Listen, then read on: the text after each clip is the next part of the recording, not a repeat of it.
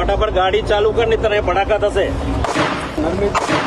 હવે સાહેબ તમે ડીવાયએસપી નથી રહ્યા, નિવૃત્ત ડીવાયએસપી થઈ ગયા, એટલે એનો મતલબ એ નહીં કે ગમે આ ધબધબાટી બોલાવી દેવાની અને ગમે આવી રીતે ભડાકા કરી નાખવાના. આ દ્રશ્યો છે ને અમદાવાદના છે, જ્યાં જમીનના ડખ્ખામાં નિવૃત્ત ડીવાયએસપી અશોકસિંહ ચૌહાણે ભાઈ એવો પિત્તો ગુમાવ્યો ને, એક પછી એક ધડાધડ 5 રાઉન્ડ ફાયરિંગ કરી નાખ્યું. નહેરુનગરના ઝાંસી કી રાણી બસ સ્ટેન્ડ પાછળ જે જમીનના દસ્તાવેજ અને ભાડાના રૂપિયા પાછા લેવા બાબતે ડખો થયો અને આ બોલાચાલીમાં નિવૃત્ત ડીવાયએસપી ભાઈ પહોંચી ગયા બંદૂક સાથે. પહેલા તો તેણે ગાળો બોલવાનું શરૂ કર્યું અને ત્યારબાદ ધડાધડ 5 રાઉન્ડ ફાયરિંગ કરી નાખ્યું.